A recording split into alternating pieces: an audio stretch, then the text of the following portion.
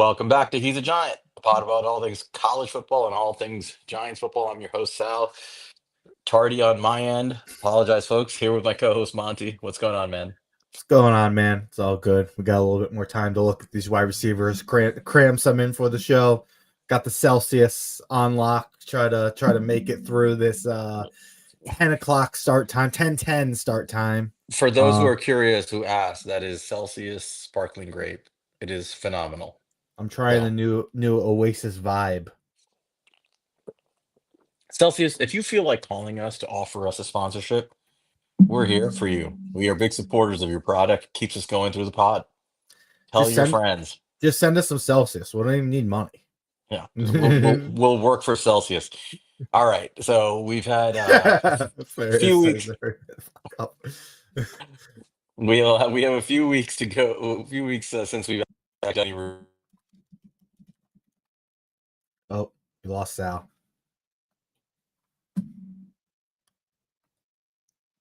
Uh-oh, he went into the darkness. I don't know if it's just me, but it looks like Sal's gone. So, yeah. Is Sal gone for you guys too?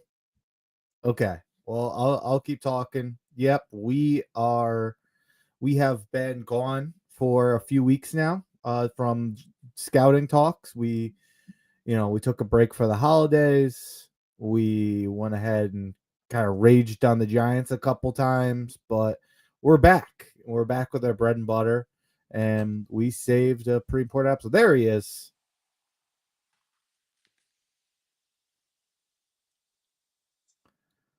You went into the darkness for a minute there, Sal. Okay, he's still fixing this stuff, so I'll keep going. But yeah, so we have a fun episode today. This is one of the position groups that we saved for the end because it was going to be a more fun one, and we wanted to, give something that people want to watch once we get into draft season. So we're doing wide receivers, and with the Giants falling out of pick 1 and pick 2, this is becoming a lot more relevant because one of the people we are going to talk about today is Travis Hunter. We got a little bit of a feedback. I'm going to mute Sal for a second while he figures this out. There we go. Sorry, folks. Sorry for anybody who's catching up tomorrow. We're having a little technical difficulties. But you there, Sal? Okay, I can't hear you. Sorry. There you go. I was about to trash the Giants, and I think Joe Shane called Pat Hanlon, who took me down. Sorry about that, folks. Okay, sorry about that. Minor technical difficulties there. I filibustered a little bit there for you. I appreciate it. All right, so we had a few weeks off in terms of prospect reviews while we were cooking the Giants and their nonsense. So we have 2 more positions left to go, wide receiver and safety. So we're gonna get you guys through the wide receiver room. It's a pretty good class, Monty. I don't know what you thought about it. It's a solid grouping. Yeah, it's impressive. It's a good class. It's an interesting class. It's hard to follow up a class like last year. I mean, last year was probably one of the best wide receiver classes I've ever seen in my lifetime of, trying to follow the draft. Closely was that 2011 class with AJ Green and Julio Jones. I felt like, 2014 with Mike Evans, Odell Beckham, those were all great classes. Last year's right up there with it. This one, but is a very good class though. Not to those levels, but there's definitely some really interesting guys, and we're really only scratching the surface. This is a pretty deep class as well. So there's gonna be more guys to talk about, but these first 5 guys, and you really could have gone with a bunch of other guys. We really kind of took after the first 3, you could have gone a lot of different ways. So it's going to be interesting to talk about it. And it's going to be interesting to talk about because there's been a lot of talk about Travis Hunter, and I think a lot of people are interested about him, and he's clearly a real option for the Giants in this year's draft. So it'll be interesting to get to hear your opinion on him watching him. But appreciate everybody here who's in here. We got Giants front office, Chris Rossetti. We got Brooklyn Rentals always. We got El Jefe. We got Rad. We got Ferris. Thank you guys for all being here at this late hour. Yeah, we appreciate you guys being here. Um, yeah, look, I mean, I think the way to look at this class, like you said, is there's three guys at the top who probably would have been not Malik Neighbors and not necessarily Malik Neighbors and Marvin Harrison Jr. level prospects last year, but probably like a little like right around that next level, right? The Brian Thomas Jr. Maybe, I mean, even Roma Dunze, I think when he was coming out, maybe he's around the bar, right, of where these guys might be Mm-hmm. viewed. But that's a really good bar. We were talking about last year's class as a historically great class for wide receivers, and it was. So this is solid. I don't think this is a bad grouping. I think the three at the top are actually pretty decent, good in most classes, and I think there's a decent amount of depth in different ways. I mean, remember last year's class had a lot of the had a lot of these receivers who were kind of bigger receivers down, and big long striding X types. The year before that, it was all slot receivers. This is a nice mixture. Like I think there's a little bit of everything in this class going up and down. There's a lot of guys who fit the X outside receiver. There are a lot of guys who are sort of that versatile Z types, and then there are a lot of like pure slot guys in this class, and it's a nice mixture, I think. So if you're looking for something to fill out the basketball room, this class definitely has a little bit of everything.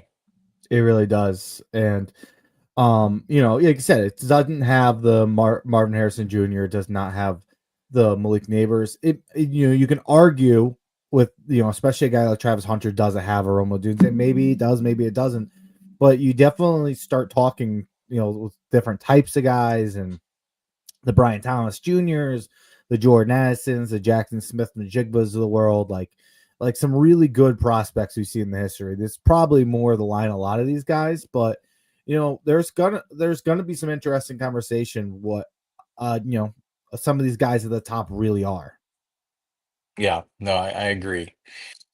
It's from a Giants perspective, man. What's interesting is like we just invested in 3 years, three premium asset allocations to wide receiver. Obviously, Malik Neighbors last year, top 10, six overall. The year before that, we traded what amounts to the equivalent of a second round pick, mid third and a fourth to move up to get Jalen Hyatt, who we never use. And the year before that, in Joe Shane's first draft, he did use a second round pick on Wandale Robinson. So we've used premium assets of wide receiver. But Darius Slayton is still a starting receiver on this team, and he's a free agent. And I think there's a decent chance he may not be back. So the Giants are going to have to find a solution. They're going to have to find somebody to add to this room in this class. I mean, I think you generally want to draft a wide receiver in every class. It would be Mhm. kind of foolish with the way the markets for wide receiver are and the talent that comes out yearly to not draft a wide receiver. It's the same for offensive line, right? You want to at least get one offensive lineman. You want to get a wide receiver in every single class. And in my opinion, you want to get one defensive lineman per class. I think those three things are musts. But I do think we're going to be looking at somebody here. I don't know if we're going to be looking early, but there's some guys who we're going to be talking about in the top 50 here that I think are guys that depending on how the way the draft and free agency shakes out, the Giants should be giving a serious look to. I don't know how you felt, but when I went into this, I thought, okay, we're going to review our top five guys, but we're not going to be looking at these guys. And then there are a couple of guys on that list. I'm thinking maybe we should. Maybe if they Mhm. make it to day two, these are guys we should try to go get. So that's kind of where I am. Yeah, I mean, I think I'm gonna be really interested day two. A couple of these guys, if they fall out of round one, that's the beautiful part about like having picked what we have 34. I mean, that's where the Bengals went and got T. Higgins, when not too long ago. He fell out of the first round. And when you have something like that, you can take a swing on that. And if not, you can trade back in the second round or round three. Yeah, there's gonna be a lot of good talent. And then look, there's two maybe three guys you could really look at here at the top of the board too. Whether at three, I think there's going to be mocks with at least two of these guys there, or like a trade back. So I think we should just get into it here, Sal. What do you think? Yeah, yeah, I agree. Um, we didn't have a ton of time to prep our orders here. We did grade out the players like we normally do. But I don't think we're gonna like if we should probably go in order of how we rank these guys by score, don't you think?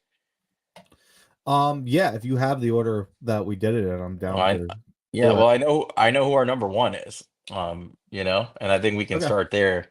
Yeah. So I don't know if you want to go ahead and introduce number one, and and I'll go from there. Yeah, and I'll just pull up. He actually, a little teaser who it might be. He does not have this as his position on the PFF draft guide, so I'll just pull up his normal stats here to kind of look at here. But yeah, the first guy we're going to talk about is Travis Hunter.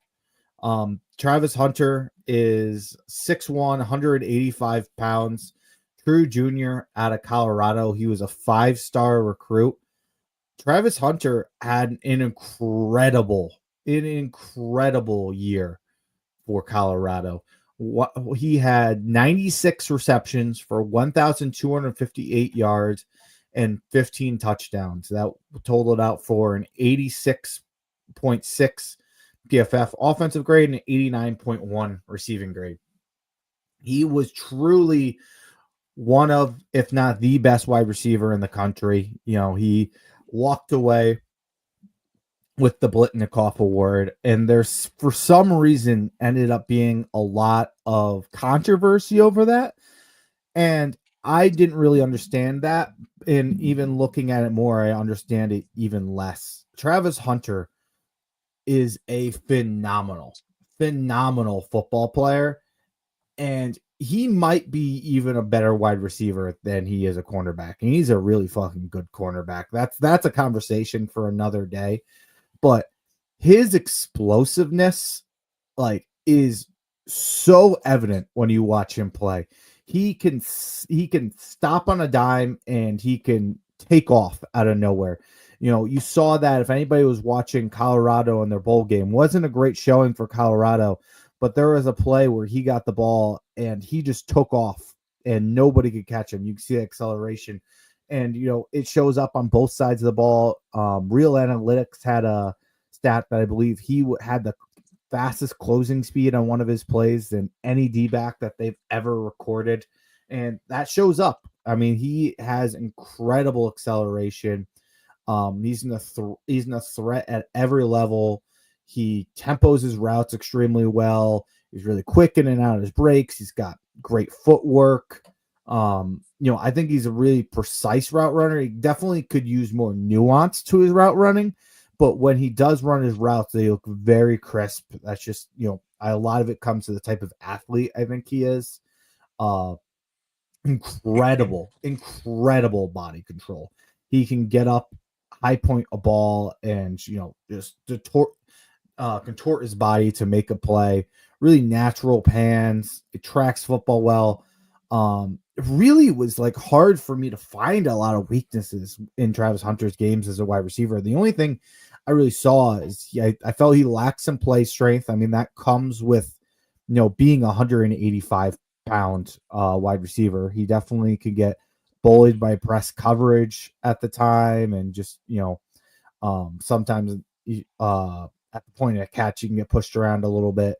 And like I said earlier, the nuance. There's a lot of room for him to develop, from the nuance standpoint, using head fakes and better positioning himself, and just a lot of nuances, finding soft points and soft spots, and a lot of nuances to the wide receiver position.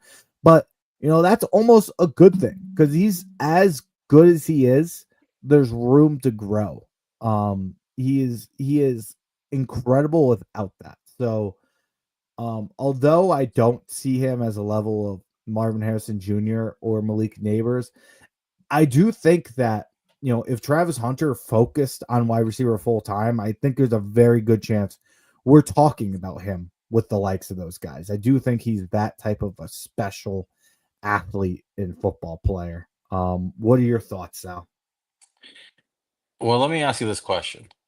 If Travis Hunter was a full-time receiver and he was eligible to declare in last year's draft class, I know that's a lot of hypothesis, right? But where do you think he would have stacked up? I think that's a tough question. It was such a good class. I I think he would have been somewhere between wide receiver 3 and 4. But he would have been like, I think he probably would have ended up my wide receiver 4, but it would have been the tier of Roma Dunze. He just wouldn't have been like, he'd been closer to him than Brian Thomas for me. I think he would have been if he was a full-time receiver, I'm pretty sure he'd be neck and neck with Oh, Malik Neighbors. as a full, okay, yeah. I already said that now. As a full-time receiver, I'd have to project that out. But yes, I do think if he focused since day one of college as a wide receiver, yeah, I agree. I would agree. I think he would probably be right up there with Malik Neighbors. And that's kind of like, I think that's an important exercise to have mentally when you're describing him as a player who is not even fully developed as a wide receiver just because of the fact that he can't sit in the wide receiver meetings. Like he plays all the snaps, but he can't sit in the meetings all the time because he's practicing defense, right? He's splitting his duties. Um, you touched on all the important points, I think, in terms of describing his play style. I think the thing that I kept seeing over and over again was this is a not just an elite athlete. This is a generational rare athlete. There are things he can physically do that people just shouldn't be able to do, right? And he does it just seamlessly. For example, for a guy who doesn't have a lot of experience, his ability to use different release packages almost naturally based Mm-hmm. on what kind of coverage he's facing is remarkable. Like when he's in press, he has really not he uses like almost every type of release package to create a little space. He's strong enough to put his arm out, fight off any kind of attempts at a jam, and he can get around guys. He has the instinct to kind of know which way to go when he's facing tight coverage. And when he's in off coverage, he just has an amazing feel for spacing, and he knows Mm-hmm. exactly how to take advantage of the route tree maximally. He just has a natural feel for everything. He has a natural feel for like how to run his routes, how to use his physicality, which he has plenty of, how and when to use his burst, which he has an elite level of. And I think what's really impressive is the tempoing. Mm-hmm. That I think you touched on that, but that's one of those kind of things that receivers are supposed to work on. He almost seems to have it naturally. Like, he even Yeah, he really when we talk does. about when we talk about tempoing, we're talking about guys who are able to change speeds mid route, and they can show different looks. And it's really remarkable how he uses it. I've heard him compared by people to Justin Jefferson. I think that's a pretty good comparison to the way he uses tempoing. He uses his footwork to set up. He'll go really slow and draw in DBs, and then he'll just take off. He'll go fast and draw them back, and then he'll suddenly slow down. But it doesn't look like a sudden movement. It's just very smooth for him. And he does a great job of using it to create separation in space. So he's a phenomenal wide receiver. One T, I'm starving. Um, but but it's okay. I had two gigantic tacos and some quesadilla and some chips, and I'm good. But I'll probably eat more. But he's a great receiver, and I think that if he was a full time receiver, he'd be he would be like in competition with the likes of Malik Neighbors. Yeah. I think he'd be right in that class. So when we graded him out, man, and I think we should probably talk about that now. We went into this thinking maybe he'd be wide receiver 2 or 3. He graded out wide receiver 1 pretty easily for both of us. Mm-hmm. So you want to get into the grades? Sure. So yeah, let me switch over to that so we can show Yeah. that. And I'll explain. So, per usual, guys, we're using the Bill Walsh scouting system, his scouting guide, where he goes over the traits that make a good wide receiver that you're looking for when you're scouting. Now, again, just like Bill Walsh's other positions, these are 30, 40-year-old kind of things. But a lot of the stuff he says, I think, still translates to the NFL. So one of the first things Bill Walsh talks about is agility and body control. We split them into two separate categories because I think we view them a little bit differently. But agility, just the athletic ability to maneuver himself well, use angles. I gave him a 5, you gave him a 5. He's an elite athlete. He has the agility of an Olympian out Yeah, there.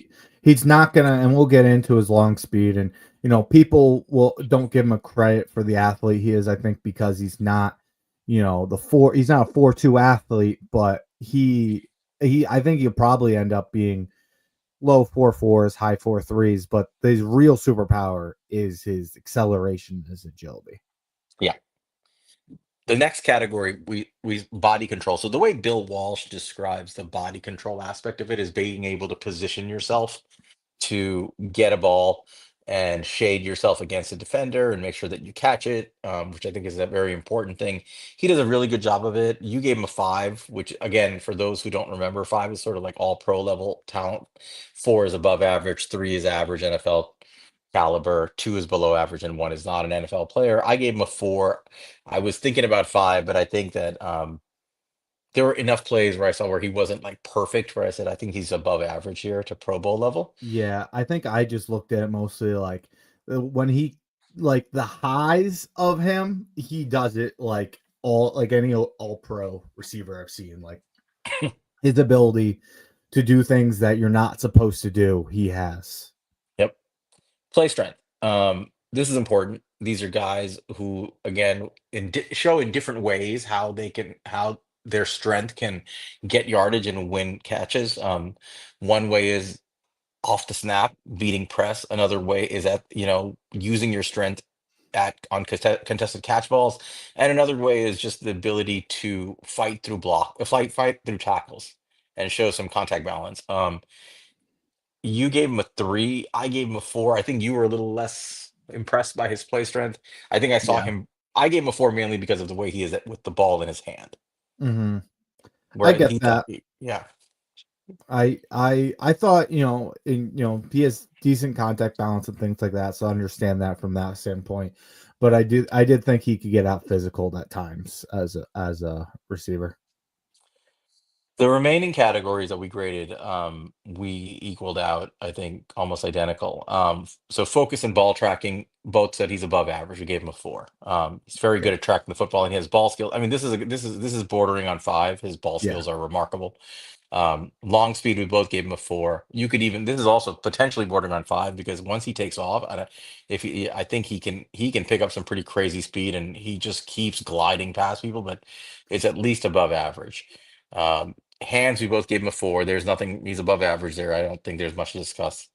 Route running, this is important. We both gave him a 4. We gave him a 4 for route running, meaning he's above average as a route runner, despite him not being a full-time wide receiver. That's a Yeah. pretty remarkable score. I think this is where he differentiated himself to us, right? Yeah, I think you were kind of nailed it on the head where he just does things where it just looks natural to him. And, it doesn't, although he lacks some nuance to his route running, he's just so natural and smooth doing it that he, it just, I natural, it just comes naturally to him. I don't know how many other ways I can say it. He doesn't need like the refinement that some other guys do to be a great route runner. Yeah, I agree. So overall, we both graded him out to be a 4.14. I mean, that's so 4.14. That was our highest grade of any wide receiver in the class. That's a future Pro Bowler to borderline perennial All Pro score. That's one of the higher scores you'll see us give anybody for That any position.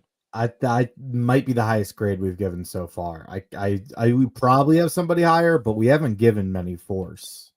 Yeah. Um, So I mean that's it. I mean we think he's wide receiver 1, and that this goes into his prospect evaluation because it's only half of it, right? Um, but I think he's wide receiver 1. I'm pretty confident he's also cornerback 1. yeah, That's going to be an interesting conversation. and I saw there were some questions in the chat about you know is he wide receiver or corner, and that's the conversation we're gonna have to have on here at some point. That might be an entire episode on its own. My opinion on it is you could play him like on one side and tell him solely to focus on that, and he'd be fully worth taking top 5 at either. But if you really want to try to maximize his ability, I think really the only way to do that, if you want to have him play both ways, is to be a full time corner and be like a situational receiver. That's really the only way you've seen guys have that type of role. And it's really been more in college. I mean, Travis Hunter is really the first full time both sides, but you've seen guys in college all the time who are like the Dory Jacksons of the world, the Patrick Petersons of the world, the Champ Baileys of the world, who play full time corner and then they also jump in on specific situation, certain packages for receiver. I think that's closer to probably what you'll see in the NFL from Travis Hunter. And I don't think that's an unrealistic thing to ask him to do. Full time, both ways in the NFL, yes, that's unrealistic to me. I mean, who knows? But that's just a surface level view of how I see it. But that's gonna be a larger conversation. Absolutely. All right, that's number one. You want to move on to number two here? Sure. Let me pull it up, or hang on. Let me before we move on to it. I just want to address. I kind of mentioned some of the stuff from the freak list. I'll just kind of touch on. I have the numbers here. Real Analytics gauge Hunter's max speed and a touchdown saving touchdown saving chase down at 21.2 miles per hour. That was in the 81st snap of a game in a near 100-degree heat in Texas with a closing speed. He also displays a closing speed of 6.9 yards per second on his diving red zone interception against TCU midway through the third quarter. 6.9 yards per second was the fastest time on record for nearly 8,400 defensive backs in the Real Analytics database. So, that's what we were talking about, that closing speed. And, he does have, the long speed to match, even if it's not elite. That 21.2 miles per hour is pretty insane. So, and I think somebody mentioned in the chat, which is in here too, he's also, 4.0 student. So, that's also great to see from a guy like this. But yeah, let's go ahead and move on to the next guy. I'm going to share my screen here, and why don't you introduce him, Sal? All right. So our wide receiver two is someone that you don't expect to hear. It is not. No, that's not our wide receiver two by scoring, my friend. Go back. Who's our two? It's our gentleman from Missouri. Oh, okay. All right. So our we're going by our grades. So great. So wide receiver two for us, based on our cumulative grade, and we'll get to them, is none other than Luther Burden the third. 5'11", 208 pound. He is a junior, or coming out of the University of Missouri. Had an incredible year last year when he was not eligible as a sophomore, and followed up with another solid, although somewhat down year. We'll get to that. Luther Burden, you know, going into this, I think most people viewed his year as a bit of a disappointment when they thought he would have this explosive surge from what was last year, and he didn't quite put up the same production this year that he had before. But man, Luther Burden, when you watch the tape, he's as good as advertised. This is a very special kind of player. I mean, he's not the athlete that Travis Hunter is, but he has really excellent footwork. That's what makes his game. He's strong and he has good footwork.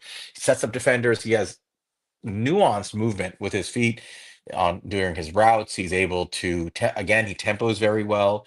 Um, he can fight through contact. He's explosive off the snap. He has different packages to beat different coverage, different types of coverages and press. Once he gets going, he's an explosive athlete. He keeps accelerating. He has pretty sharp. Um, he has pretty sharp routes. Um, I wouldn't say he's a great route runner. Well, I think that's a point of discussion we'll have, but I think he's a pretty good route runner. But the real strength of Luther Burden is he does find a way to separate and get that ball in his hands, and he does have fantastic hands. Once he has the ball, he becomes a whole different player, and he's a weapon with the ball in his hand. He has the second most forced missed tackles in this class, 29. And he did that on only 80 targets. The next guy we'll go over was tied for him with 29 forced missed tackles in the class for second, but he did it in 130 targets. Luther Burden is almost like a running back once he has the ball in his hand, and you'll understand that if you watch him. He's his size and his build, and this is something that Bill Walsh just talked about. It, so he has some girth to his size, and he's able to bounce off people, and he's able to force them out, out of the way when he's running. Very Debo-like in his running style once he has the ball in his hand. Um, he's adjust well to the ball, when it's thrown to him. He can be physical. He can take off and get a lot of yak. And he's versatile. Like, you can use him in different alignments. I think the vast majority of his time at Missouri has been used as a slot receiver, and they've taken advantage of routes like the slot fade, which he does really well with because of his burst and his speed. But I think that this is a guy that you could use in different ways. He's a playmaker. I mean, that's the bottom line to me. He's a good route runner. Could be a lot better. But at the end of the day, he's a guy. This is one of those guys that you just want to get the ball in his hand because he's going to make plays for you. So that's what I've got on Luther Burden, Monty. What are your thoughts? Yeah, man, I think you nailed it there. He's still a great football player. And I know, looking at the stats here, people are probably wondering what happened here. I mean, 1,209 receiving yards and 9 touchdowns in 2023 on 86 receptions, all the way down 61 receptions, 676 yards and 6 touchdowns. I'll tell you from what I saw, I still saw the same player that I saw in 2023 and 2024. That Missouri offense was not the same that it was that year, but Luther Burden didn't stop giving effort. He's not a guy who suddenly became a bad football player. He's just as phenomenal as he was previously. And I think he has, as high a potential as anybody in this class from the wide receiver position. He's very reminiscent of a lot of those 49ers receivers. He has a lot of Ayuk to him. He has a little bit Debo to him. He's a guy who is just a complete playmaker once you get the ball in his hands. And he has incredible contact balance. You touched on most of this stuff, really good feet, and a really, really explosive first step where you can just see him just absolutely blow a guy away off the line, just completely leave him in his dust. And then I saw one play, he did that, and then, use his body position to go up and make a play.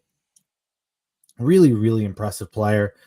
I'll say, as far as, my questions about him, I would say that when he's running routes, it's funny, I said this exact same thing about Malachi Corley last year, but he doesn't look as athletic to me running his routes as when he has his ball in his hands. Like, I don't see him like flying through his routes and using that shiftiness like I do once he has the ball in his hands. Sometimes it's a different play. Not that he's a bad route runner by any means, but he doesn't display his athleticism on the same level as a route runner. Missouri uses him kind of as a gadget player. That was kind of my concern. And just overall more refinement as a route runner. But yeah, I mean, you touched on a lot of it. A really, really good player. He's a 5-star recruit for a reason. This guy is one of those players that you get him in the right system. I really think he can be a special player in the NFL. Yeah, I mean, I feel like people are down on his stock and are almost like they're like shocked that we have him above the next guy. Um, but that's not how it was coming into the season. I mean, Burden and the person we're going to go over next were neck and neck for wide receiver one with kind of Travis Hunter's kind of over here. Like, let's see what happens with him, you Mm-hmm. know? And I didn't see anything in Luther Burden's game, like you mentioned, that made me think that this guy fell off of it. In fact, I think he got better. I think he's better at separating. I think he's better at tempoing. His nuances of certain aspects of playing wide receiver have gotten better. His physicality has gotten better. He looks stronger. Um, I think again, the route running is a point of contention. I think he's a very good route runner. I but to your point, there's room for improvement there, which I think just I mean, again, he didn't get the same number of target share reps this year that he got in the past, and you wonder if he'd just be looking better if he got those. And I think that that's not on him. This was not a situation of a guy didn't do his job and didn't get targets. This is purely an offense and quarterback problem at Missouri that led to this. It was not about him. So um, I still think this guy's a fantastic football player. And even though he was used almost primarily in the slot, like 80% of the time or so, I'd have to check the exact number, somewhere in that territory. Um, I think he has the size and the strength where you can see him being an inside outside versatile player. Uh, I do believe there is some, you want to talk about like comps. There's no real comp for Travis Hunter. For Luther Burden, um, a guy who was drafted last year is a guy I would think about with a comp, a guy like Lad McConkey. I think there's a little bit of that in him. He's like explosive athlete who can run routes pretty well. But that was the knock on McConkey, right? Like, oh, he's not a great route runner. He's okay. And then he showed you that he was better than people thought. It was utilization in the offense, great contact balance, really good blocker, physical player. I see a little bit of that there. Yeah. Mm-hmm. And one thing I wanted to add too, with we'll go through this. Part of this is just the grading scale we use, going through like what we thought were important traits in a wide receiver. And I could see the argument for T Mac over Luther Burden. I think they're both really good players, but ultimately that's how it graded out for us. So you want to dive in and kind of go into those numbers? Absolutely. So agility, again, athleticism, movement skills. He's an above average athlete. We both gave him a 4. Body control, we both gave him a 4. I thought about giving him a 5 here. The way he tracks balls and positions himself against defensive backs, he's 5'11". He plays like he's 6'3", is the way I I would got that. describe it. Yeah, he high points the ball really well. Body control's about where are you at the catch point, right? And versus where you've put the defensive back. And he really tempos his routes nicely, gets in position, high points the ball, hands away from his frame, and shielding away the defender. The defender has very little shot getting to that ball despite his height. I think he's pretty elite there. I could have given him a 5. We both gave him a 4. Play strength, though, we're giving him a 5. He's tough as nails, and he plays strong at every aspect of wide receiver. Yeah, Both even again. blocking. Yeah, he's a fierce blocker. And that's, by the way, like you see George Pickens just like not move when the play is not coming his way, and players like that. You will not find a rep where Luther Burden isn't giving it 100% on every play. And if it's a run design, this guy is looking to mess people up. Like he's not just looking to shield; he's looking to pummel people in the secondary with his strength. And I love that. I just love receivers who play like that because guess what? If you can block really well and you're a good receiver, you are a weapon in the pass game and the run game. You're playing 100% of the reps. Right? You're out there, you're always useful, and you don't give anything away to the defense.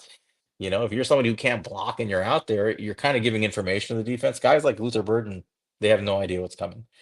Um, Focus and ball tracking, you gave him a 4. I gave him a 3. I thought this was maybe something I wasn't as impressed with. Tell me why you gave him a 4 here.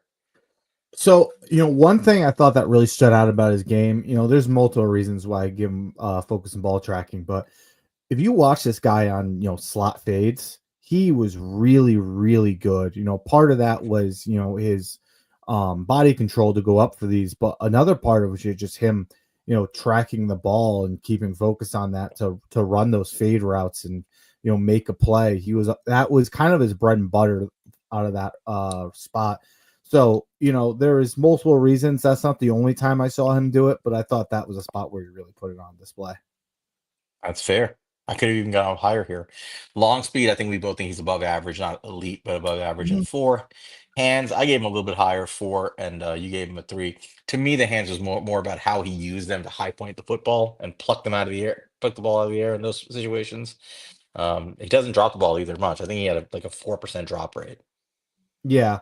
No, I can definitely see it. I forgot why. I had a reason for why I knocked him down to a 3, but Yeah. Um, Route running, again, this we have a little difference here. I gave him a 4. I gave him more of a benefit of the doubt here because of his utilization and for different routes in the slot.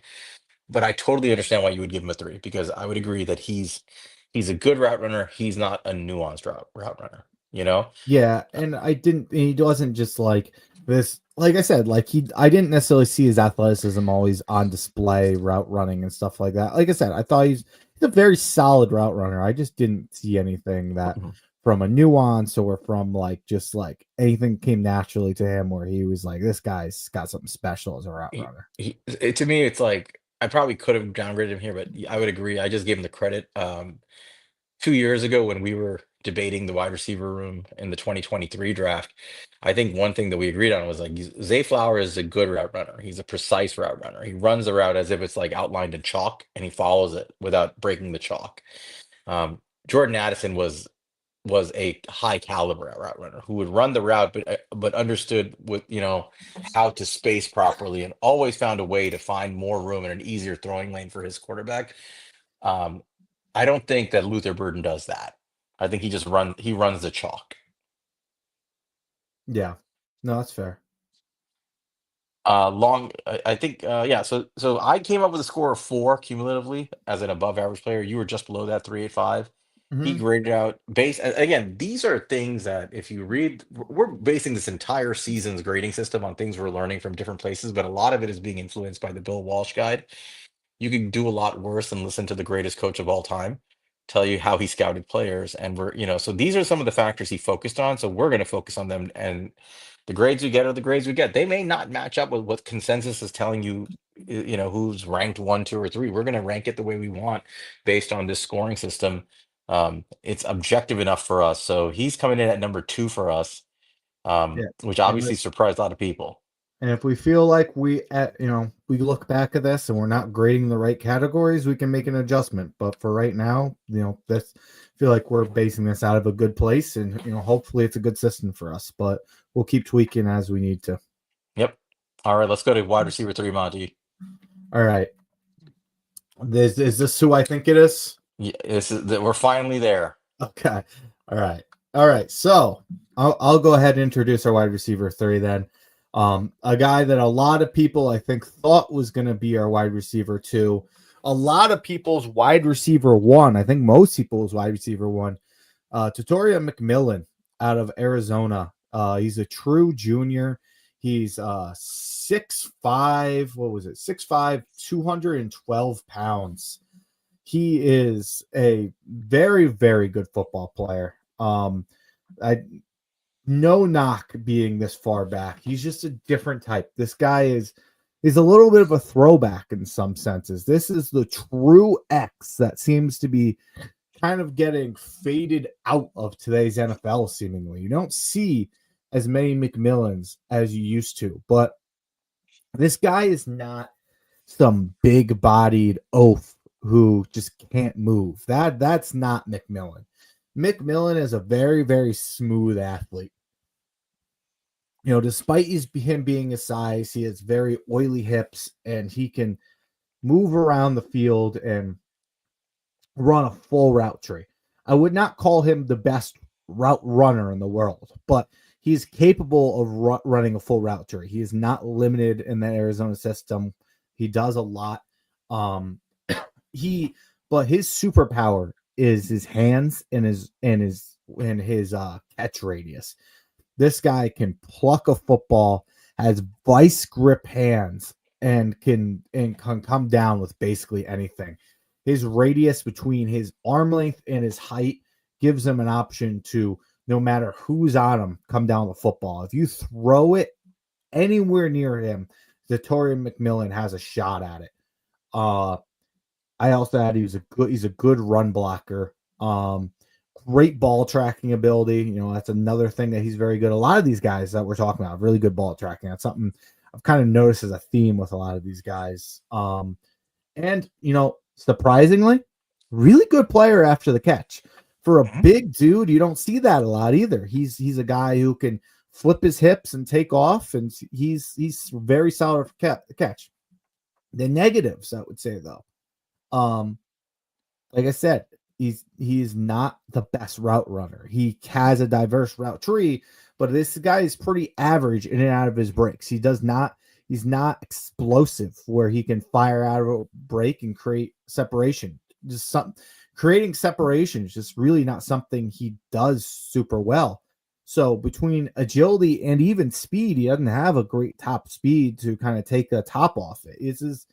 He's not slow. He's not like somebody who is too slow to play in the NFL, but he doesn't offer you an advantage in agility or in top speed. That's just not his game. He's not very precise with like his routes and things like that. He can definitely round out things at times. And for being a big guy, he can get out physical at times. He's wiry. He's a thinner dude despite being, so tall. And I can see him run his routes, and he can kind of he can't fight through guys at times, which is not something you want to see from a big guy like this. But before I hand it off to you, Sal, last thing I'll say is, but the stats speak for itself. True sophomore. He had 90 receptions for 1,396 yards and 10 touchdowns. As a junior this year, 84 receptions, 1,316 yards and 8 touchdowns. Very, very good, productive receiver back-to-back years one of the best receivers in college football. Tetairoa McMillan is a very, very good wide receiver prospect and is a true X wide receiver. What do you have, Sal? I think you got pretty much all of it. I think this is an important discussion because he's going to be wide receiver one on the majority of people's boards. And sometimes you get to the point where we talk about this sometimes in other venues. There's a lot of groupthink that takes over, and everybody just assumes, well, he's everybody else has him as wide receiver one. I have to have him as wide receiver one, and I think that's how people look at it. It's not a knock on him as a player, but again, you pointed out stuff that when we're grading in our system and looking at historical predictors of success, he's good, not elite. Like he just doesn't map out as somebody that if you use these objective criteria is someone you think is going to have like this perennial top 10 receiver in the NFL type career. He just maybe he could knock on that. But I feel like he has a very specific skill, and his skill is being very tall and using that height to his advantage. That's really it. I mean, now like you said, he's a very good route runner. He's smooth. I think when you watch him, the word that comes up is smooth. He glides across the field, Mm-hmm. but he's not particularly fast. He's definitely not explosive. Um, he doesn't separate much at all. He doesn't need to. He's kind of like that guy who's like, if I'm covered, I'm open. I'm always open. I'm a foot taller than everybody else. Put the ball in the air, and I'm going to high point it. But what he's great at is plucking the football out of the air. Like this guy's elite at the ball's in the air and you put it up high where nobody else can get it. He does a great job of just going up there, using one hand or two and pulling that ball out of the air in a way where it's never really contested. Like contested catches are not really contested to him if you place the ball properly. So he's going to be a ball placement guy, right? Like this is the guy Mm-hmm. where Eli Manning would have done well with him because Eli was the kind of guy who had no problem throwing the ball over the head of the receiver if he thought that that's what his safe point was to catch the ball. So I think You McMillan's a guy like you put it up high, he's going to go get it. he would have loved throwing goal line fades to this guy. Right, and he's really good at that. Like he's a smooth route runner. He gets up there. Those are the kind of plays where he's like falling out of bounds or going to the back of the end zone, and there's not much area to defend him. He's gonna win in the vertical plane. That's his game, right? I think that's kind of it. But like you said, he's not for an X receiver. He's not like this big physical threat. He's more of like just a big X receiver in terms of height. So let's go into the scoring system, and then I'll get to our comp. Yeah. Real quick before we jump into it, what I think I find was interesting was McMillan was a freakless guy, which is Hmm. funny because when you read it, he does not like physically line up to be a freakless guy. Like when you read about him, they said like, oh, people assume T-Mac is a 40-inch vertical after like marveling at his aerially wizardly. And he being a high school volleyball player and basketball star and all that. But he said like his vertical is around 33, 34 inches. He has he got up to 21.8 miles per hour. So that's pretty great. But like these aren't like especially with that jump, that's not like crazy things. What basically they're kind of like, hitting home here when you read into this is he's just like a freak in the sense of he has like this incredible hand-eye coordination and he's just a natural athlete. They're just like he's one of the best athletes I've ever been around, even if it's not like physical numbers. He's just a natural athlete. So I think it's interesting despite not with this list they usually have these godly numbers in there, but he made it just because people marvel for the type of just athlete he is. Yeah, he's a rare specimen. And to Mm-hmm. his credit, he's productive in metrics that do matter. So we talk about yards per route run. We went over that a lot last year. We should go over it more now. It's a fairly good predictor of production at the NFL. It's basically how many yards are you putting up divided by how often you're running a route. That's all it is. It just tells you how efficient and productive guys are. Anything approaching three or in the three territory is considered really high level. He's at 2.87, which is really, really good. I think that it could have been a lot higher if he had a better quarterback. And even though his quarterback was his buddy from high school, Noah Fafita really didn't have a good year, missed him a ton, and I think he definitely cost him production, but still solid. He had a 61% contested catch rate. I think you mentioned that. Really solid. Anything above 55 is like really excellent.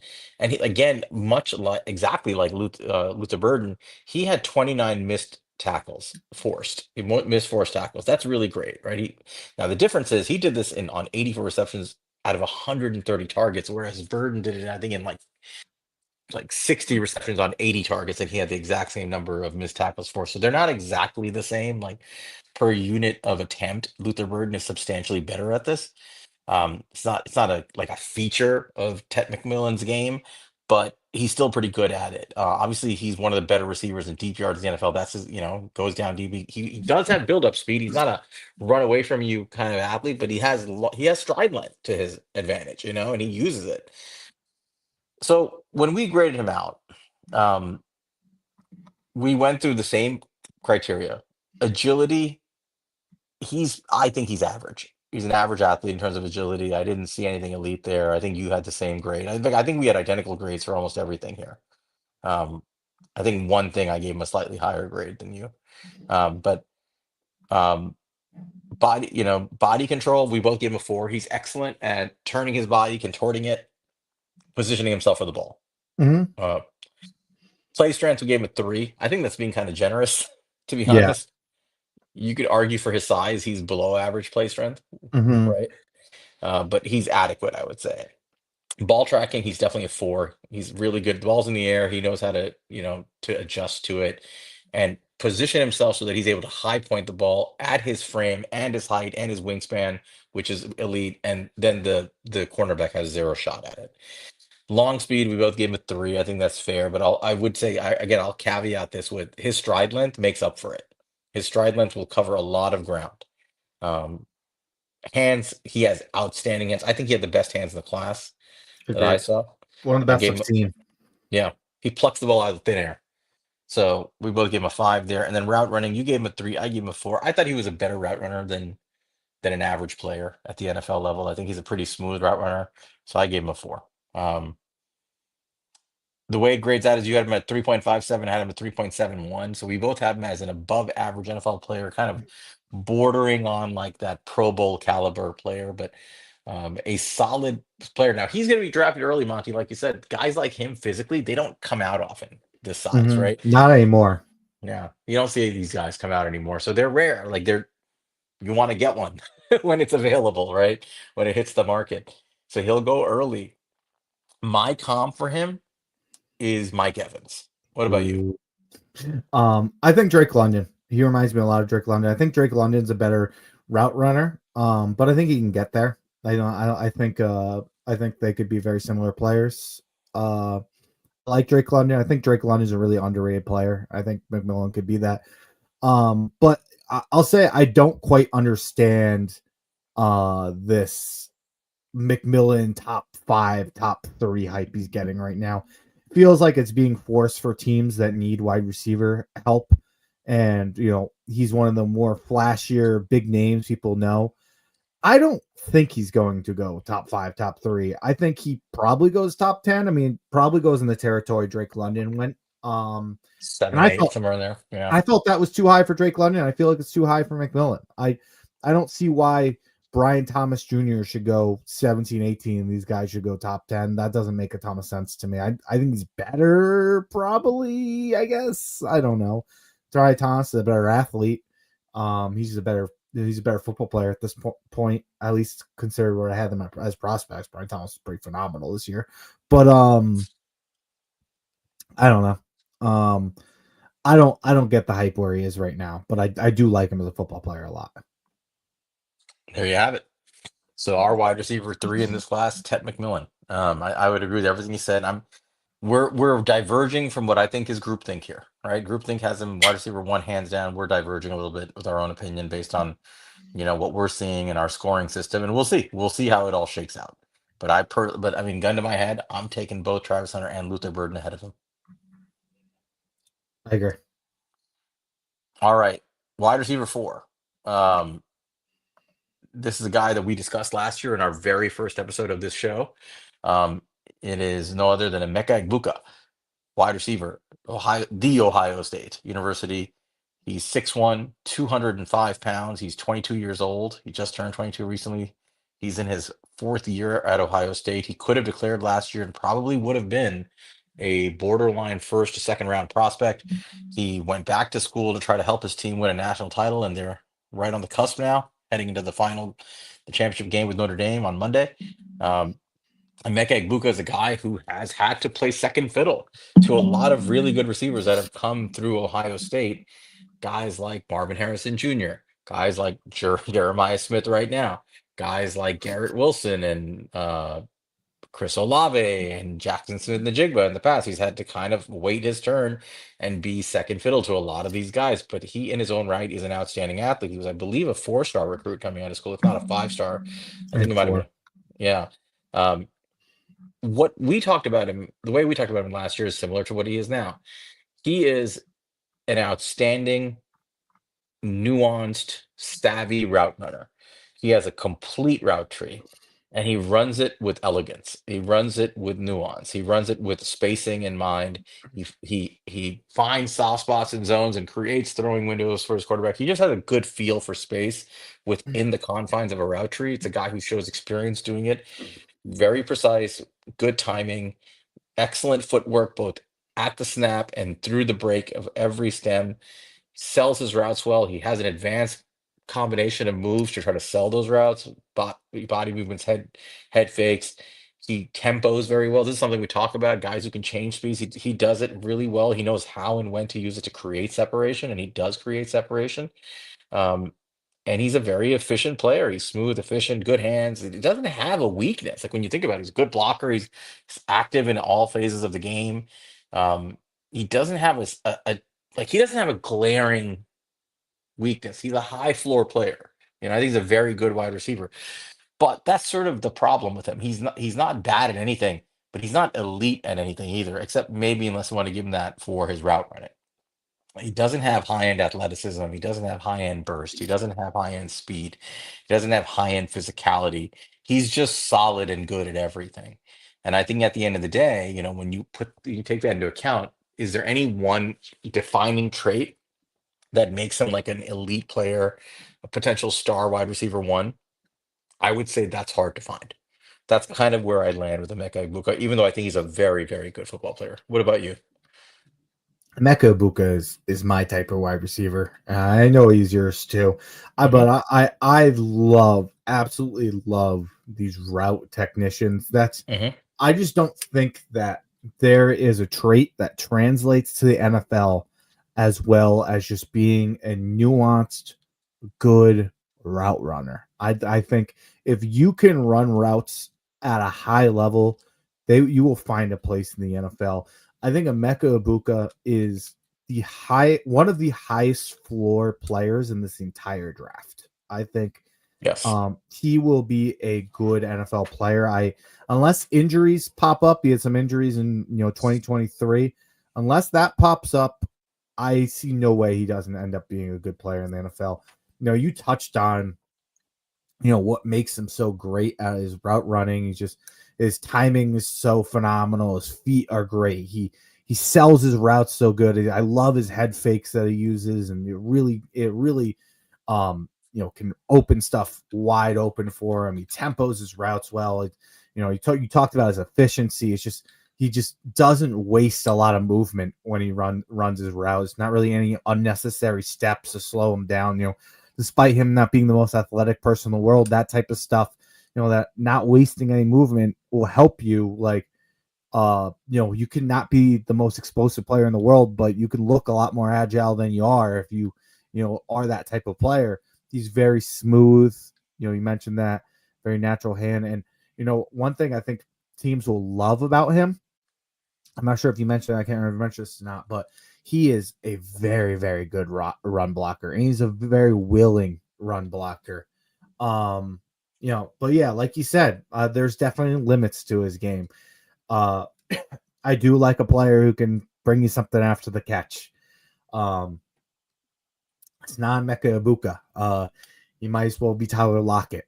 Just falls down. Not Emeka Egbuka. He tries, but it wouldn't be much different. He doesn't give you a lot. Doesn't have he's a limited player. I actually do think, he is not I'll give him this. He's a slot receiver in the NFL, There's no doubt about that. I do think he'll be a slot receiver, but I don't think he is a guy who you're going to be stuck where you can't play him like in two wide receiver sets or anything like that. I think Oh, he's a guy who can play outside. He's just that's not where he's going to have the most success. But he has enough size. He has enough skill. I think he could play outside. Overall, I really, really like Emeka Egbuka. You look at some of these stats: 2.51 yards per route run, 59.1 contested catch rates. Goes to how strong his hands are. 84.4 grade versus man coverage. He is a very, very good player. I'm trying to say eight missed tackles forced kind of goes, so he doesn't really offer too much, but uh I think I think at the end of the day, a team's going to fall in love with him, and I think he'll find his way to a contender at the back of the first round. That's where I do think he'll end up. yeah. I, I would agree. I mean, I think we should get into his grades because I think it helps frame the discussion about him. Um, I think it alludes to what we talked about. We have identical grades on him. Um, Agility, he's an above average athlete. Good agility, gave him a 4. Um, Body control, average. I mean, there was nothing spectacular I saw. So we both gave him a 3. Play strength, we both give him a 3. I don't think he has tremendous strength, but I do think he uses whatever strength he's got. When it Yeah, comes to block as a blocker or fighting off press, things like that. yeah, he's not getting bullied out there. No, his ball tracking is very good. We both give him a 4. He's a very good route runner. He's very good against zone coverage. Like he finds those soft spots and he tracks the ball very well. High points it well. Uses his strong hands. His long speed is not a strength of his. He's not a burner. I think he's average. He's not a guy you see run away from DBs too often. I'll get to why I think that could be. Hands very solid. We both gave him a 4, and route running. You gave him a 5. I gave him a 5. And this is the highest route running score we're giving anybody. And like you mentioned, route running translates. Like you can be a productive NFL player as long as you're willing to, as long as you're able to run really good routes. And he's probably the best route runner in this class right now, as far as I can tell. So we both gave him a 5 there. His cumulative score came out at 3.71, similar to the last guy, McMillan, maybe a little lower from your end.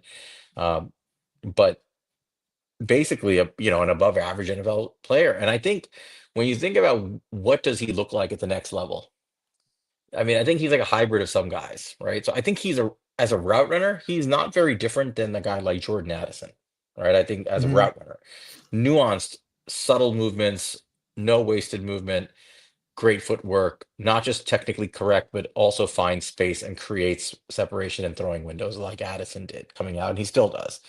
So your floor when you can do that is high, right? You're probably at least a good if you can do that and create a throwing lane for your quarterback with separation and know how to find soft spots in zone and you have reliable hands and body control, you're a high floor. You're like a solid wide receiver too, like right off the bat. Wouldn't you agree? Like his floor is probably like a solid wide receiver too Yeah, on most teams.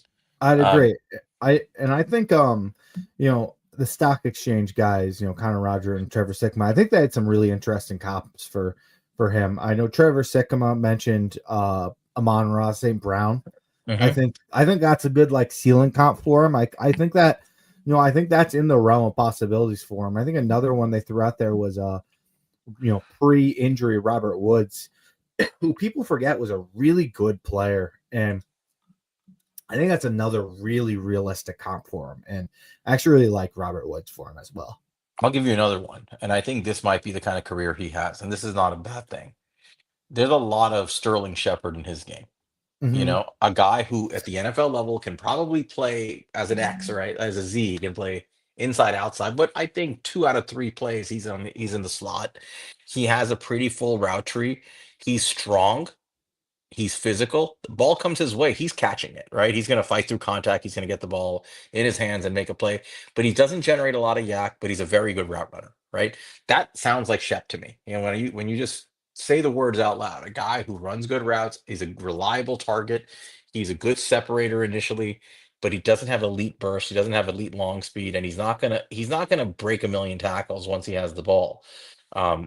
I think there's a lot of like, healthy younger Sterling Shepard in this prospects game. Yeah, no, I could see it. I think, I think, Buka adds a little, brings a little bit more size to it. I think Shep brings a little bit more after the catch than he does, but at least a young Shep, but I see it. But as a prototype, I think that's what you're looking for. Sterling Shepard was a Mm-hmm. very he was a high floor, reliable number two wide receiver, right? He Mm-hmm. was number two when he was drafted. I mean, they were both slot receivers, which is a little bit complicated, but he was a solid number two to Odell Beckham.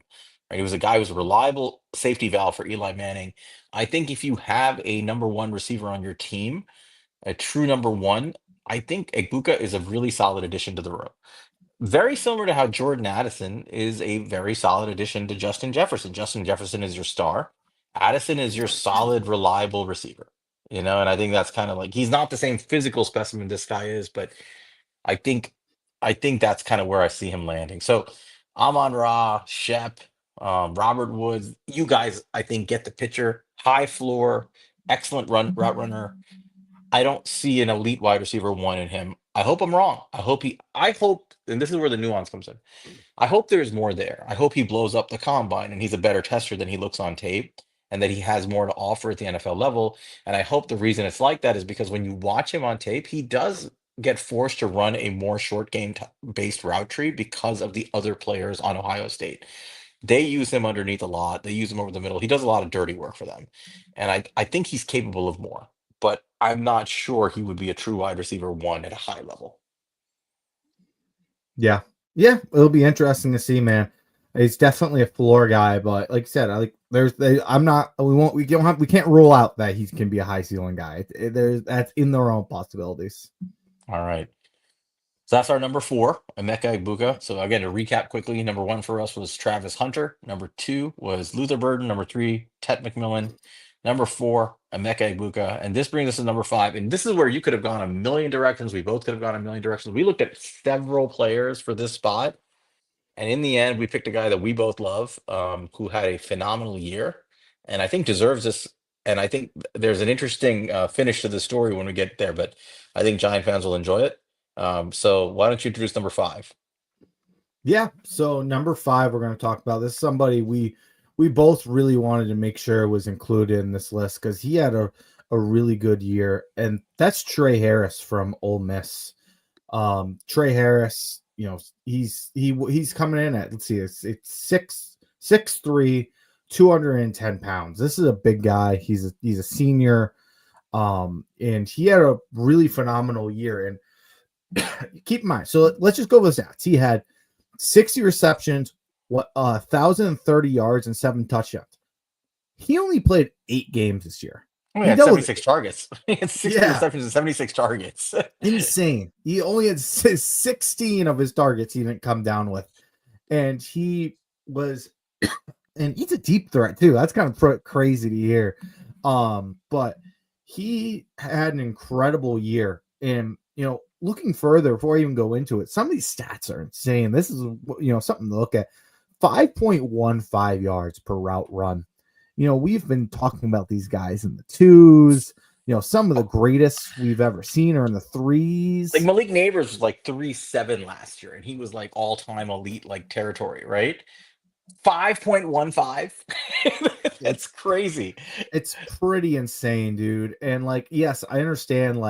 You look at these here. He had worked at Ferrum in Middle Tennessee, but you take Ferrum out of there. I was looking, he's still like high 4s. So it's pretty crazy. He had an incredible year, and that's translatable. But enough with the stats. Let's go in a little bit to kind of what we saw when we watched him. Something it first popped off pages. I thought he was a very powerful, physical football player. That shows up with just his body size being 6'3", 210. And he's just capable of overpowering defenders. I thought he had really good hips for kind of a bigger player. I thought he played like a guy smaller than he was, and that he looks like, as far as his movement abilities. He has really strong hands. I mean, vice grip hands. This guy I didn't think I wasn't quite as impressed as I was with McMillan, but He's he was close though. close. He's Yeah, close. He's once he's in his hands, he's coming down with it. He was a really good deep threat. I think that comes with he had pretty good long speed and good body control and good ball tracking. I think all that kind of came into the equation where I thought he did a good job of going down the field and winning 50-50 balls for Jackson Dart, who, that was one of Jackson Dart's best traits, is throwing those 50-50 balls. And, that's something that Trey Harris could do for him. He was able to box out defenders and make those plays. Another thing I thought I was really impressed by him was he showed really good awareness. I thought finding like soft spots in zone, and also like I felt like it was a really natural connection with Jackson Dart where I saw him often working back to him and, being a target for him when plays broke down. There was a very good connection between those two to make those type of plays. Now cons on him, and there's definitely some cons. He didn't have a route tree, like at all. And that's not his fault. That's just the offense. They didn't ask him to run a route tree. So he doesn't have one right now. I didn't see this isn't one of those players where he's like ridiculously quick in and out of like breaks where I'm like, I don't need to see him run a route tree. I know he'll do it, man. Like I don't know. He might not be a good route runner in the NFL. I don't know. He could be, he could not be, but that's something that's definitely a concern for me. This is one I'm interested. I'll save this one for last because I want to hear your thoughts about this fit. So I'll just say lacks explosiveness. Like he just definitely wasn't bursty. He wasn't a guy who kind of like beat people off the line. I didn't really see that from him, and I thought he could round off some of his cuts. Last thing, I saw him show some bad effort. I saw him show like as a blocker. I really felt like he didn't give enough effort to get in there and make plays. And then I originally wrote a very bad effort. I think it's just bad. There was something weird I kept seeing, but I think it just ended. I don't know if you noticed this. I think it just ended up being that they ran a lot of RPOs and he approached RPOs in a weird way. Do you notice how often, like on run plays, he just didn't move? Like he'd be in the line and he wouldn't budge. But then overall, over time, I noticed like that would turn into a pass to him. Like he would not budge. And so I'm like, okay, that's an RPO probably. But it was so like normally it looks like you move a little. He quite literally was a statue. So that wasn't that big of a deal. I didn't worry too much. That kind of eased a little bit with my concern with the effort, but there was definitely still somewhere I felt like he could have contributed as a blocker on plays, and because he was wasn't right there, he didn't go all out on making blocks. So I was concerned. But go ahead. What do you think on that? What do you think about him in general? yeah. And you obviously got most of what we're talking about. I think at the end of the day, to summarize him, this guy's a prototypical big, strong X receiver on the outside. He has play strength, plucks the ball out of the air. He positions his body really well on throws to the outside and wherever he's going. He's not afraid of contact. He takes hits, comes down with the ball pretty much all the time. Short-handed, good positioning, strong. It doesn't have much of a route tree, like you said. I think that's more of a function of the Lane Kiffin offense down there, and there is projection there. Like, can he do more? But what he does really well. Like, I mean, he's a good target for quarterbacks.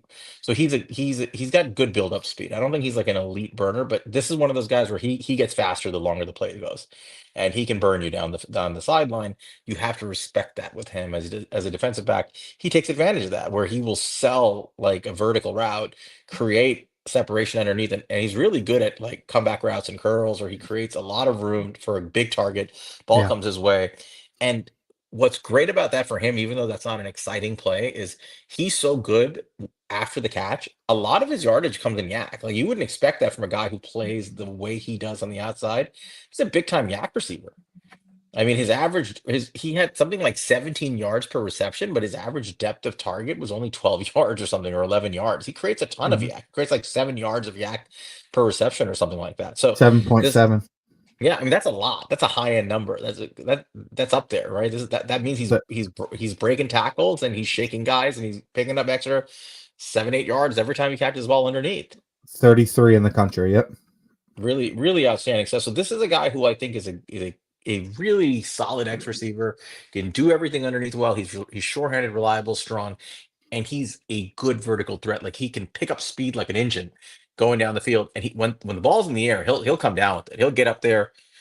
He has the athletic ability to leap, high point, catch, hold on to the ball, come down.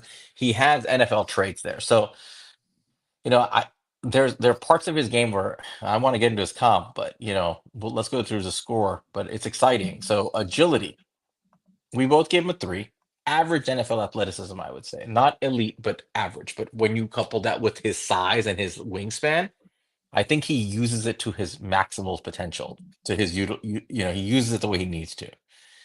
Body control, we both think he's above average. We both gave him a 4. And you see that on at the finish of routes, when he's coming down with the ball. Play strength, he's a 4. We could have given him a 5 here. He's a physical dude. Like he will run through Mhm. people.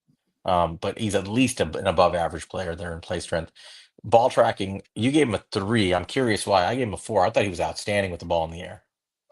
I thought he was good. I didn't necessarily see like above average. I thought it was average. I could have gone 4. I could have gone 4 for sure. Um,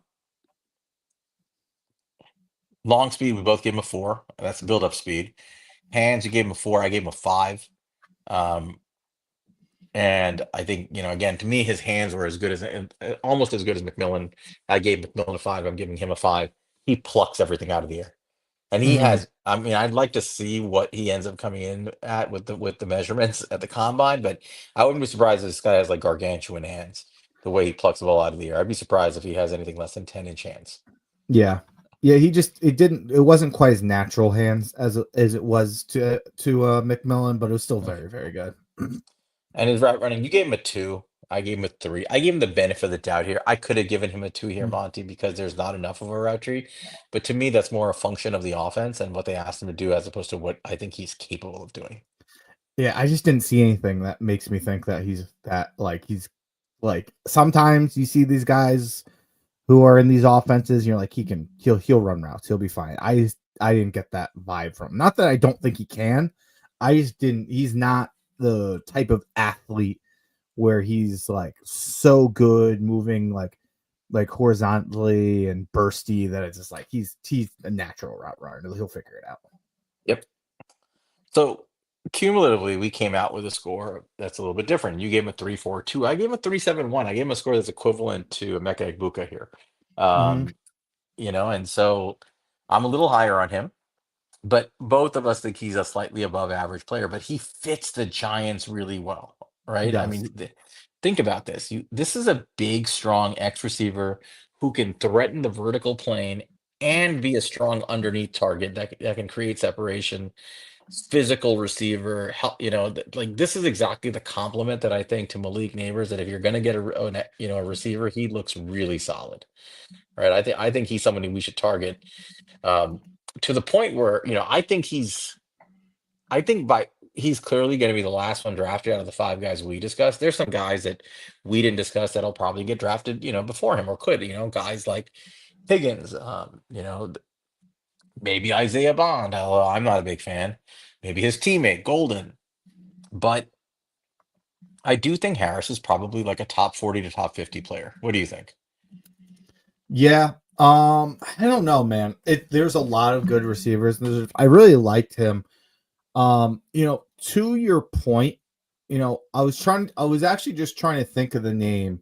There was who was the old Miss White Mingo. Jonathan Mingo was a guy who got drafted early second round a few years ago for really just being like a size specimen. And yes, he had a little bit more weight than he does. He 6'2", 220. This guy's 6'3", 210. But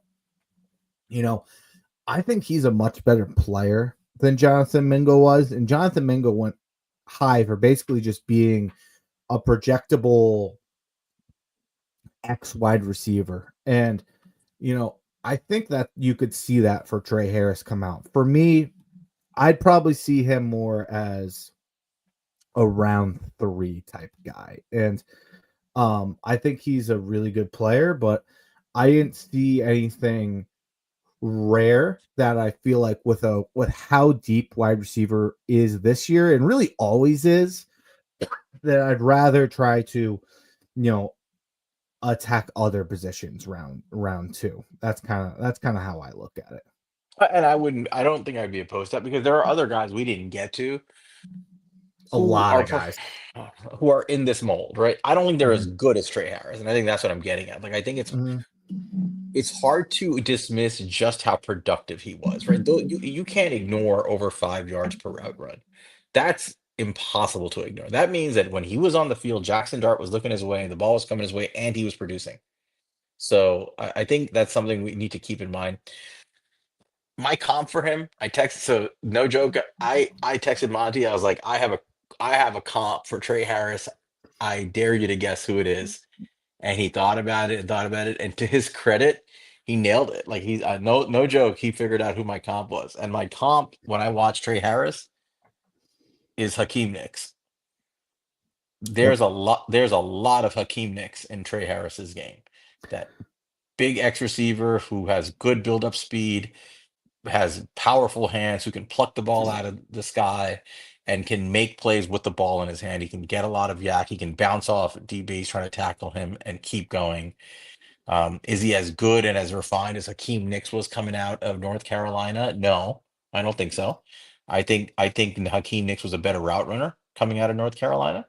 They Um, asked him to do a lot more.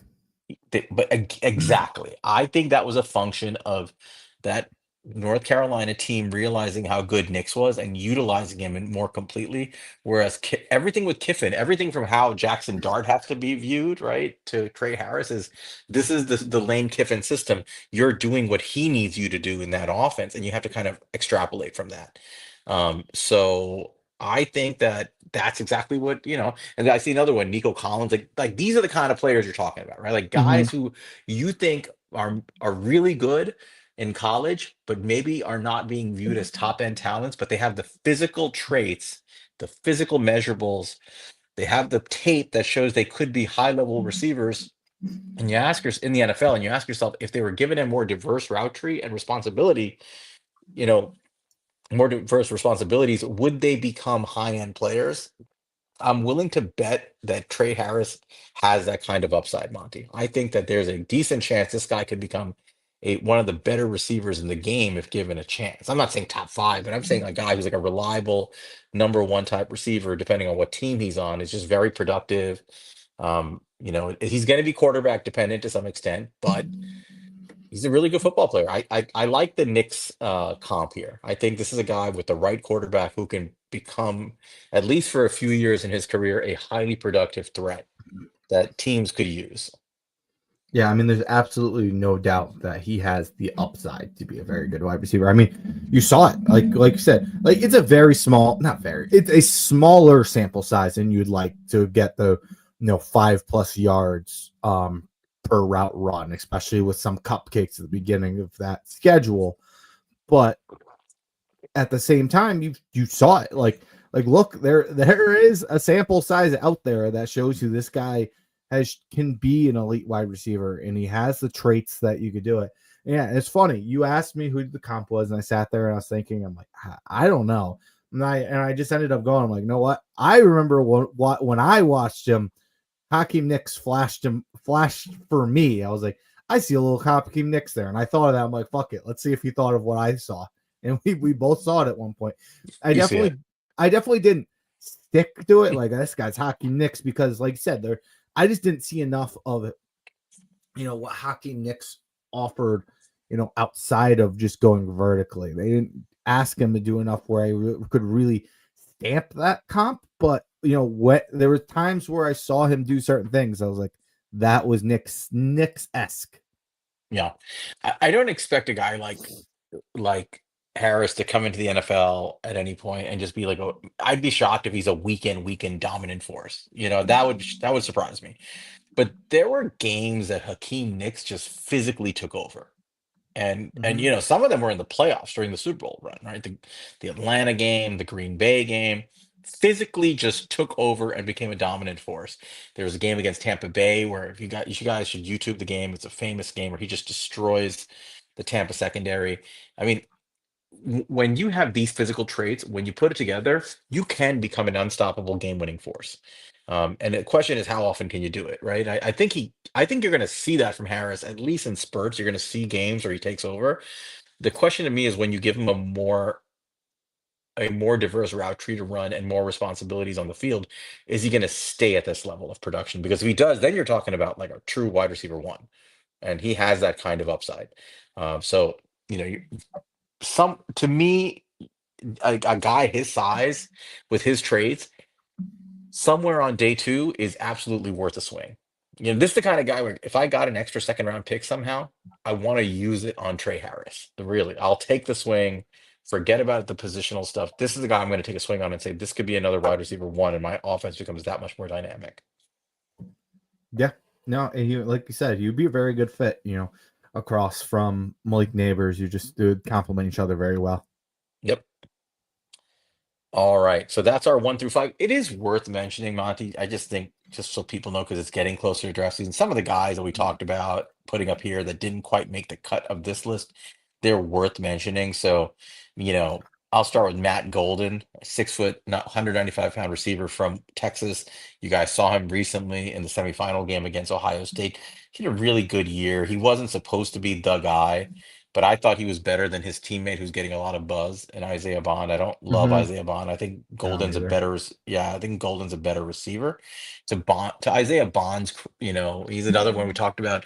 In his defense, he was a defensive back and not a wide receiver in high school, so he's still getting used to, I think, some of the stuff in the game where he doesn't look instinctively, there, but he's fast. And I think, he's going to test well. Um, a guy that I think is, he's not under the radar, but he's under the radar in terms of production. This guy has wide receiver one upside and traits. Alec Ayomanor, the wide receiver out of Stanford, Mm-hmm. Yeah, he's we got almost every. talked about him. He came close for us. Don't look at his stats; they're not super productive. 63 receptions, 831 yards in 12 games and 6 touchdowns, and something very similar last year, almost identical last year. He's a way better receiver than he's being given credit for. And that's because he's at Stanford and he's got limited quarterback play. The passing offense is limited, but he's explosive, fast. He has every trait you look for in a wide receiver one. And I think he's a blow up the combine kind of guy. And I think he will probably go earlier than his production notes. I see one person in particular constantly lobbying for Nick Nash. We will not be naming Nick Nash. Uh, That would be nice of Nick Nash. Nick Nash deserves his recognition for this year. There Triple Crown winner Nick Nash. you You go. know, all right. Um, Another guy, two more guys I want to mention, Monty. One who really came on the cusp of being here as an ex receiver. Iowa State's Jaden Higgins, who worked Mm-hmm. his ass off to become a top 10 receiver in this class. 6'4, 215, strong kid, highly productive this year. You saw those two Iowa State receivers lead that team to the playoffs. This guy who's really productive, man. 87 catches and 129 targets, 1,185 yards, 9 touchdowns. You know, 58% against contested catch rate, 2.66 yards per route run. Good all around player and a solid X receiver. Big, strong outside vertical threat. I really liked him. I think he's a solid day two guy. And the other one that's worth mentioning who's more of this guy's a project, but man, the athletic upside on this one is insane. And that's Savion Williams I was from hoping you'd TCU. say him. Yeah, Savion. If you for those who have not watched it, just Google. Forget the game film. Just Google Savion Williams highlights, and you're gonna be in. It's fun to watch, man. You are going to be seeing Giants fans drafting Savion Williams in the second and third round of all their mock drafts because he's that type of guy that like NFL draft Twitter is going to fall in love with because the second the combine comes, he's 6'4", 225 pounds. He's got clocked in at 22 and a half miles per hour. This guy's probably going to run low 4.4s, high 4.3s, like 40-inch vertical, 10.6 broad jump, like absolutely insane testing numbers. Side note, he was a high school quarterback, and he can apparently throw the ball 80 yards. So sign that man up to play quarterback too. But no, he's going to get a lot of attention after the combine. So I definitely want to get him on everybody's radar before they hear him every day after the combine. Yeah, Savion Williams, he's a gadget right now, and I think he projects as a gadget early in his career. The issue with him is going to be where is he going to develop into a receiver, and that's tricky because if he really hasn't done that yet in any meaningful way at TCU. But if you take him, it depends. This is a guy where, like, I think where you take him matters. Like, to me, he's very expensive on day two, very expensive for day two. Mm, maybe a It's comp probably pick. right, but I think he's going like early to midday too, just because of the athletic Mm, traits. Somebody's going to take a chance on this guy, yeah, but like you.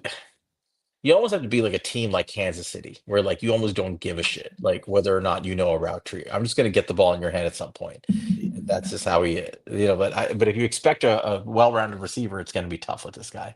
yeah. I mean, you like you kind of said, you got to go to a team that's just going to use his athleticism and find a way to use him as a gadget wide receiver while he learns to be an actual wide receiver. And hopefully he can learn to be a real receiver. But if not, at least you have, ability to use that great athleticism. I had a few wide receivers I wanted to throw out there too, if you're done. Yeah, well, I want to answer Rat's question. Who is the bowling ball receiver that I liked in the last year's class that went to Miami? That's Malik Washington. Malik Malik, Washington. yeah, and Yep. they used him like a gadget. Mm-hmm. He had limited reps this year as a rookie, but he had some touchdowns rushing and receiving. He was used like a gadget, and I can see Savion Williams being used that way. Mm-hmm. Uh, speaking of that, few slot guys you kind of left off. Xavier Strepo, very, very good route runner. Especially if whoever gets Cam Ward, he was a favorite target for him. Um, Tez Johnson, that man's a Bronco, but he is a very, very good separator, bursty as hell. He's tiny, but he is a good football player. Savion Williams' teammate, Jack Beck, he Yep. is another very, very good football player. One other guy, Ricky White. Ricky White from UNLV is another guy to Yes. keep an eye on.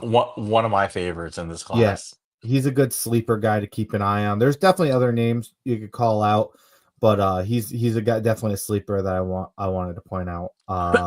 Yeah, Ricky White's a really good. I mean, did you mention Jalen Noel? Nope, Um, didn't mention him yeah, there. Jalen Noel's the other. He's a running mate with Higgins at Iowa State. Very good slot receiver, very productive. An upgrade of what we're dealing with. Torrey Horton's a guy from Colorado State who was really well thought of. He got hurt again, and I think that's going to hurt his stock. But he's a speedster. Pat Bryant is a guy that's getting a lot of buzz. I don't know if you've watched Pat Mm-hmm. Bryant yet, out of Illinois.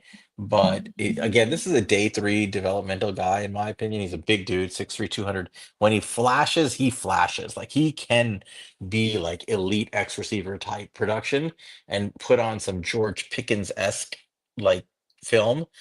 But he also takes plays off and takes a nap in the middle of the game like George Pickens. He just completely disengages constantly from games, from plays. And day three. But Kobe Hudson's another one who's very good. Um, I was gonna Current like Lacey would Harry. have been smart. He's on bond right now. Yeah, would have been a good target. Yeah. I mean, there's actually like this is a deep class of like again, you need something. It's in there, right? This is like the dollar store class, right? It's got everything. Like you can have everything. There's value to be had. Um, X receivers, Z receivers, slot receivers. You name it, this class has it. So are they And this high is level before elite? No. Yeah. What was Senior that? Bowl's gonna. And this is before the Senior Bowl. Senior Bowl's gonna put some more guys on. It always does. Absolutely. So it's a good class. Our top five, though, again, to recap. Number one, we had Travis Hunter. Number two, we had Luther Burden. Number three, we had Tet McMillan. Number four, we had Emeka Egbuka. And number five, Trey Harris out of Ole Miss. So that's our top five, and we just rattled off a bunch of names. We didn't have the chance to dive too deep into their numbers, but these are all good players. And out of all those guys you mentioned, I would pay close attention to a guy like Ricky White. Honestly, I think Ricky White's a really good route runner and a very productive Mhm. receiver. Really good hands, can tempo very well, solid body positioning. He's going to be labeled a slot, and he's going to go later in the draft than he probably should. But he's one of those guys who I think is going to. I don't recall if he's at the Senior Bowl or he must be somewhere. Yeah, the Senior or Shrine Bowl. I don't really remember, but I assume he so. he's gonna do well. I think he's a guy who people are going to fall in love with in the pre-draft process. Yeah, he's a technician. Yeah. All right, so that's a wrap. Let's go last thing. We have no more pro football, but we are a college football program. And the college football national championship game is upon us on Monday night in Atlanta, Mercedes-Benz Stadium. The the uh, the Fighting Irish of the University of Notre Dame taking on the Ohio State Buckeyes. Um, the Buckeyes are red hot right now. They're smoking everybody in the playoffs. They're coming in with a full head of steam. They were the preseason favorites by a lot of teams to win the national title because they had a ton of returning high quality, high caliber seniors. They've all, for the most part, performed well. Guys like Jack Sawyer, Travion Henderson. They got Quinshon Judkins as a transfer. Obviously, Emeka Egbuka is still there. Lansome Ratham is there. They are loaded with players that came back. And they have some first round graded guys in there. It's a loaded team, not dissimilar in its talent pool to Michigan last year. Not quite that level, but pretty damn good. And they're red hot right now. Will Howard is playing very well. Notre Dame has had a magical run. They were my pick to win this whole thing when the Mhm. college football playoff started because to me, college football is about being well coached and being able to out scheme guys when you have to erase physical discrepancies.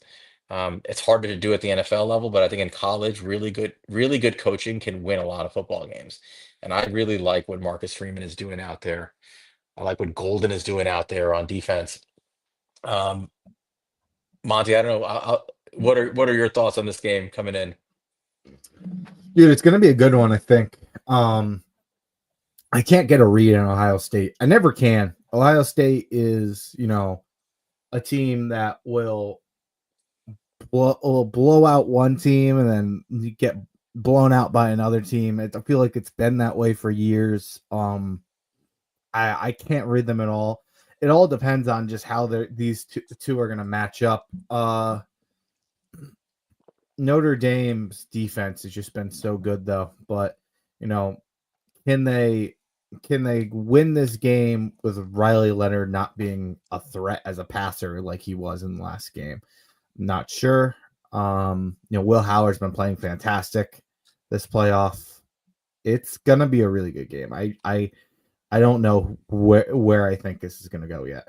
I mean, Vegas thinks that Ohio State's going to win fairly easily. They have something like an 8 or 9 point spread or something like I'll that. say that. I don't either. I'm going to stick with my original pick, right or wrong. I'm picking Notre Dame to win this game, and I'll lay out why I think that's the case. There is clearly a talent and physical discrepancy favoring Ohio State in this game. I think everybody will admit that they're bigger, they're stronger, they're a little bit faster in general. Um, but there are a couple of things that have fueled this Ohio State run since their loss to Michigan, and that loss to Michigan is important to talk about. One, they did get a kick in the ass when they got beat by Michigan. I do think that fueled them a little bit on the emotional and mental side. But I do think that the teams they have played thus far in the college football playoff all play a brand of football that feeds into their strength, which is being able to push the ball down the field to guys like Jeremiah Smith and Emeka Egbuka. Will Howard looks outstanding against these soft coverage zone teams, and he's good at beating zone. He's good at pushing the ball down the field when they play soft coverage because he has really good receivers. Ohio State is not going to face a team that plays like this on Monday night. Notre Dame plays a lot like Michigan does. There is a lot of more aggressive defense, there's a lot more press man at the line. There's a lot more coverage rotations from safeties crashing down. There are disguised looks. There's less reliance on zone. It's way more blitz package heavy, disguise pressures. It's all designed to take advantage of and confuse quarterbacks who may not be considered the best processors. That's what this defense does. It pressures guys into making mistakes and confuse them. That's a staple of the Wink Martindale defense. And the last time Will Howard played against that defense, he looked terrible. Wink Martindale had him in hell, completely in hell in that Michigan game. And Chip Kelly did not adjust to that. He saw his quarterback was struggling. He did not adjust. They have the most elite running back duo in the country in Travion Henderson and Quinshon Judkins. I think that if they stick to a running game based attack, Ohio State, they can win a slugfest. That's how I feel like their game plan should be. I think that if I'm designing their game plan, I'm not messing around. Those two guys are the strengths of my team. I'm pushing the ball right past the B gap constantly. I'm winning inside. And I'm trying to hit a home run every now and then with Henderson. But for the most part, I'm committing to the run. I'm not letting my passing game beat me. I don't think Chip Kelly will do that. I think Chip Kelly wants to blow out the other team. I do believe they think that they've got this aerial attack that's elite right now with Will Howard, and I personally don't believe in it. I don't Not that I don't believe in Jeremiah Smith. I think he's incredible. I do not believe in Will Howard's ability to do this against man coverage, press coverage, blitz packages. If I had to guess, and this is a big underdog guess, I'm going to guess that Ohio State comes out and they try to sling the ball. They'll establish the run a little bit. I think they're going to try to sling the ball more than they should. And I think that'll play right into Notre Dame's hands. You're going to see a lot of pressure on Will Howard. I think this is a game where turnovers will flip it. And this is set up to be a turnover game for Will Howard. I really believe that. I think you may see Xavier Watts, who's always playing center field and lurking, be a big playmaker in this game. I think that'll keep this thing close, and it's sort of a late possession game. And I just have this feeling that Notre Dame is just going to eke this one out in a big physical game. By the way, the zone that they play in Ohio State, like their coverage, they play a lot of nickel. They play a lot of Shane Bowen defense. Okay, and it's a lot of off man, a lot of nickel. It's designed to take away the aerial attack from teams. That's what they're designed to do. That's not a problem for Riley Leonard. He doesn't care about that at all. You give him space, you know what he's going to do? He's going to run with the football. And I feel like while Ohio State is the physically more dominant team and should win, I don't like the way their schemes match up against each other for Ohio State in this game. I think it actually favors Notre Dame, and I think they're better. They have better coaches. I think Marcus Freeman is the best coach on either team. So I'm picking Notre Dame to win a slugfest here, something like 23-20 or 27-24, something like that. Yeah. No, I think if Notre Dame wins, I think that's kind of the path of victory for them. I think a slugfest is how they got to win this. Yep. And I think that's what it is. I don't think this is a 10-point game. Maybe I'm wrong and Ohio State blows them out and they just out physical and out talent them. They're certainly capable of it. They can track meet this thing, especially if Will Howard is beating press and beating man coverage. They could definitely track meet this thing and run Notre Dame out of the building. I just don't think it's going to happen. So I just don't think there's a good enough team in college football to have that type of spread. I think this is some of the most even playing field I've seen in college football in a long time on top teams. Yeah, we'll see. Sorry to my Ohio State friends here. I know they don't like my take, but I've been pretty consistent on this. I've been a believer in this Notre Dame team and the way they play football this year. Even though they're heavy underdogs in this game, I'm sticking with them. My prediction is close slugfest game, and at the end of it, Notre Dame is holding up their first national title in nearly 40 years, 30 years, something like that, 30 some odd years. I forget what the exact number is, but it should be a good one. All right, Monty. Anything else before we shut this thing down? I think that's all I got, man. We're going to try to come back, and I think we're going to finish out with safeties, right? We're going to finish out with safeties. One more position group to go, and then we can get to the business of being completely miserable until the draft. I guess we should mention the Giants did something. They did find their scapegoat in Jerome Henderson. Congratulations, Jerome Henderson. That was the problem. Yeah. You know, Al- that'll fix Also, it. also, we'll see if we hold on to our coordinators, but we have some guys who got some important jobs for us for scouting. We have we didn't mention that, but we have Mike Kafka coaching a Senior Bowl team, which he coached the Shrine Bowl last year. So shout out Mike Kafka, good for him, happy for him. Shane Bowen is coaching a Shrine Bowl team. He's a head Mhm. coach there. Um, I'm blanking on our running back coach, but he's an offensive coordinator in the Senior Bowl. Our linebacker coach, a defensive coordinator in the Shrine Bowl. I know they're giving hopefully we hold on to these guys because the NFL is trying to give some Giants all the help they can get with scouting these guys this year. NFL is doing everything they can to make the Giants less of a fuck up organization than they are. And the Giants keep saying, no thanks, we're going to keep fucking up. So, and then we have our guys, Brandon Brown, interviewing for the GM vacancy in Vegas. That's interesting. That may shake out in a way that, I don't know if Brown goes there. We do get the comp picks. We get a third round count this year and a third round count next year, but you got to wonder what that means for Vegas's intentions in the draft.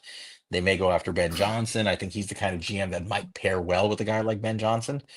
So that's something to watch. And you have Ryan Cowden, who just came in last year, joining Mike Vrabel's staff in New That England. sucks. I was a Yeah. Cowden So, fan, so that blows.